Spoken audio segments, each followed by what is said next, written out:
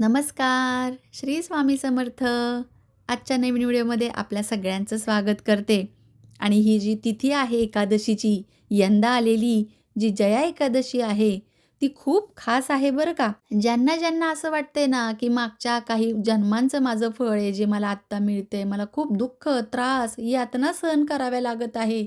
कोणत्याही योनीमध्ये तुम्ही मागच्या जन्मी असताल, त्याची परतफेड म्हणून प्रारब्ध तुम्ही आत्ता भोगत असताल, तर ही एकादशीची संधी तुम्ही जरूर चुकवू नका.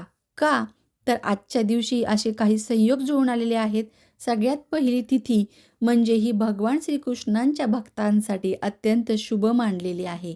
या दिवशी श्रद्धेने केलेली उपासना, अंतःकरणापासून देवाला मारलेली हाक ही देवापर्यंत निश्चितच पोहोचते. पिशाच्य योनीमधून अगदी कोणत्याही जन्मजन्मांतरीच्या पापांमधून मुक्तता मिळवून देणारी अशी ही जया एकादशी, जी मी तुम्हाला यापूर्वीच्या व्हिडिओमध्ये कथा देखील सांगितली, महत्त्व सांगितलं. गुरुवारीच आल्यामुळे विष्णुदेवांचं पूजन, गुरुबळ पाठीशी स्वामींचा वार, याशिवाय आपलं जो कोणी गुरु आहे त्या गुरुचा देखील आज वार, बरोबर.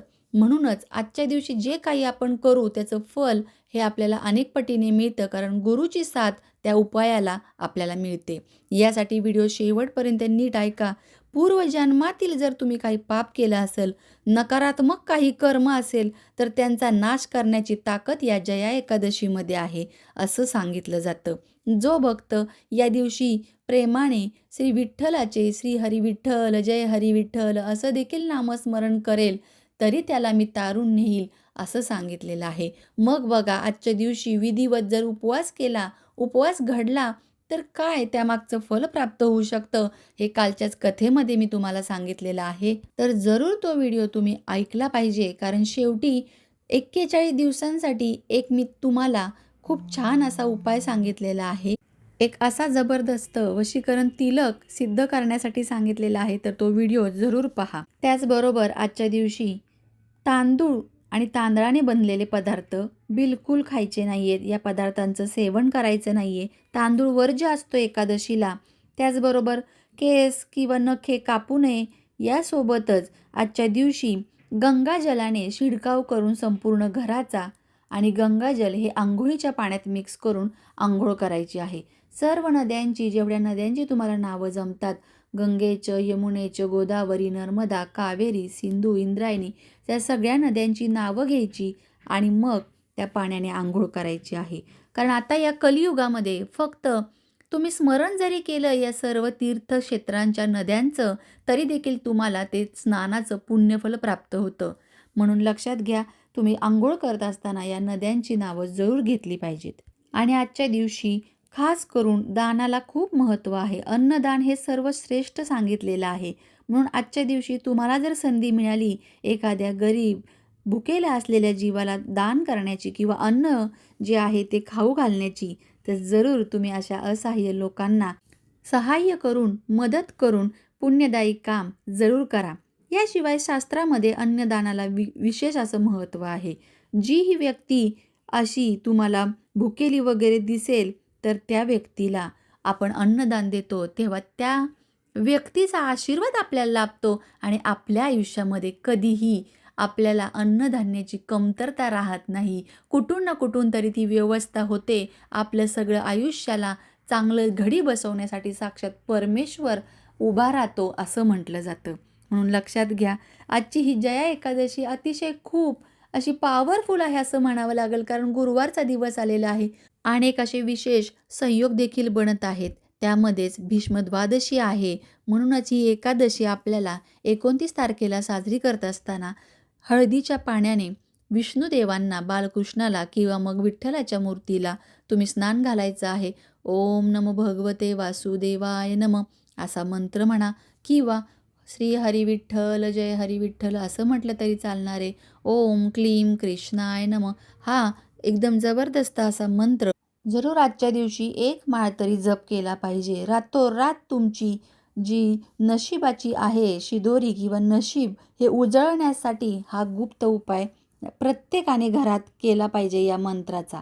कारण या मंत्रामध्ये इतकी ताकद आहे की एकादशीच्या या दिवशी जर तुम्ही हा मंत्र म्हटला, यासोबत व्रत केलं, अन्नदान केलं, स्वतः निराहार राहून एखाद्याला जर अन्नदान केलं, अन्नाची त्याची भूक भागवली, तर तुम्हाला बघा या महिन्यामध्ये किती चांगले अनुभव येतात. साक्षात भगवंताचा अनुभव तुम्हाला आल्याशिवाय राहणार नाही, अशी ही तिथी.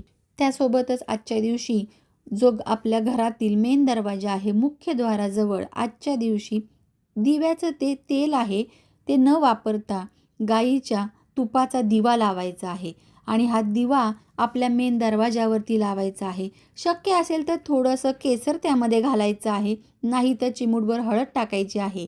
पण हा दिवा जितका शक्य आहे तितक्या जास्तीत जास्त जर जळला तर सगळी नकारात्मक ऊर्जा दूर होते आणि माता लक्ष्मीचं आगमन हे सुखाने होते. सदैव नांदणारी अशी लक्ष्मी माता आपल्या घरात वास करते, कारण लक्ष्मी माता ही चंचल आहे. त्यामुळे स्थायी वास करणारी लक्ष्मी आपल्या घरामध्ये येते. असं म्हटलं जातं, लक्ष्मीचा स्थायी निवास आपल्या घरात होतो. आणि त्यानंतर तुम्ही हा जो दिवा आहे तुपाचा आणखीन एक लावायचा, तो तुळशीजवळ लावायचा आहे. तुळशीजवळ हा संध्याकाळच्या वेळेस दिवा लावायचा. लक्षात घ्या, आजच्या दिवशी तुळशीला जल अर्पण करायचं नाही आहे, तुळशीची पानं तोडायची नाही आहेत. पण दिवा मात्र तुम्ही जरूर लावायचा आहे. तुमच्या वैवाहिक जीवनात ज्या अडचणी येत असतील त्या दूर होतात, सुख शांती येते, मुलांना चांगले आशीर्वाद आरोग्य लाभतं, याशिवाय पती पत्नींमधील प्रेम वाढतं. विष्णू सहस्त्रनामाचं पठण आजच्या दिवशी जरूर करा. जर तुम्ही स्वतः पाठ करू शकत नसताल तर याला यूट्यूबवरती जरूर ऐकायचं आहे. विष्णू सहस्त्रनामाचं पठण विष्णू भगवानांच्या 1000 नावांचा जप आहे यामध्ये. म्हणून आपले अडकलेली कामं पूर्ण होऊ लागतात, भाग्याची साथ मिळू लागते. असं इतकं छान हे विष्णू सहस्त्रनाम आहे. ज्यांनी ज्यांनी अनुभव घेतलेला आहे याचा त्यांनी कमेंटमध्ये जरूर सांगा, म्हणजे बाकीच्यांना देखील कळेल की विष्णू सहस्त्रनामाच्या नियमित पठणाने किंवा श्रवणाने जीवनामध्ये किती चांगले बदल घडतात. याशिवाय आर्थिक तंगी आहे ती दूर करायची आहे, तर काय करायचं, पिवळ्या वस्त्रामध्ये आपल्याला 5 कवड्या घ्यायच्यात. ज्या पिवळ्या कवड्या असतात ना त्या घ्यायच्या आणि त्या रात्रभर एकादशीच्या दिवशी भगवान विष्णूंच्या किंवा माता लक्ष्मीच्या चरणाजवळ अर्पण करायच्या त्यांना. आणि दुसऱ्या दिवशी सकाळी लवकर उठून अंघोळ करून हे जे आहेत कवड्या पिवळ्या कापडामध्ये बांधून पोटली टाईप आपल्या तिजोरीमध्ये ठेवायची.